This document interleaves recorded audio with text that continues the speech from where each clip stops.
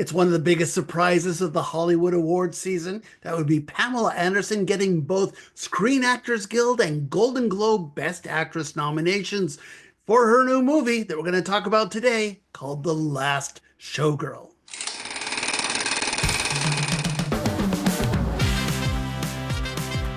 Pamela Anderson's new movie, The Last Showgirl, is somewhat divisive. There are some people, like me, who think that the actress gives a very good performance of a woman who's desperately struggling to hang on to her youth. Then again, there are other people, also like me, who are frustrated by a movie where nothing really seems to happen. Places, please. Places, please. This is your place's call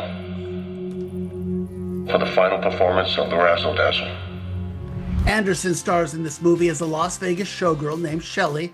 She's been up on the stage dancing for almost 40 years, and she's content to dance in the back and live off the memories of the good times and the glamour that she had back in her 20s. She's a character who is stuck in time and not moving on with her life, and unfortunately for her, that's all about to end. We find out that the show is closing down and all of the dancers will be out of work. The younger ones, played here by Kiernan Shipka and Brenda Song, will probably be able to find new jobs. But Shelley doesn't really know how to do anything else. So there are a lot of really good things in The Last Showgirl. I really like the supporting cast, including Dave Bautista playing the show's soft-spoken stage manager, and especially Jamie Lee Curtis, who is a former dancer who's now working as a cocktail waitress at the casino. The other major character is Shelley's estranged daughter, who's played by Billie Lourd. She doesn't understand why her mother chose dancing in this show over taking care of her daughter like a good mother. So Shelley tries to argue that she only really feels fulfilled when she's up on that stage dancing. And look, as an actor myself, I get that impulse, which is why it's so strange that we never get to see the show itself. Only the dancers who are running from the dressing rooms to get to their places. I really would have liked to have seen a little bit of the razzle-dazzle that was driving Shelley for so long. The other notable element here is the way that the dancers have created a makeshift family, with Shelley presiding as a mother to the other dancers.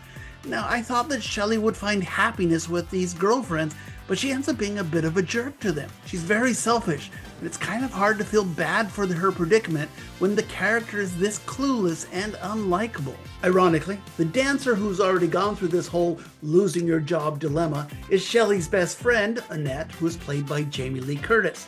And look, this character is a complete mess. She's an alcoholic, she's homeless, but she doesn't care. She is so captivating to watch, so fun, that you just can't take your eyes off her. She steals the show here. Ultimately, The Last Showgirl is a movie with some very good acting, but a central character that's so clueless and unwilling to move on with her life that she sabotages her relationships with those around her. I get that that's the point, but it's frustrating as being stuck in time is her main character motivation, which makes for a less than interesting story. I give The Last Showgirl 2.5 very frustrated stars out of 4. So what do you think? Did I just not get this movie because I'm a guy? Let me know in the comments below. And of course, please subscribe so you can get all of my quick take reviews. As always, you can follow me on social media, Sean the Movie Guy over on Twitter and Blue Sky, or subscribe to the Two Movie Guys podcast where critic Joe Fryer and I take a deeper look into all of the week's new major movie releases. And of course, thank you very much for watching. And I'll be back in a few days with my review of Den of Thieves 2, Pantera. We'll see you then.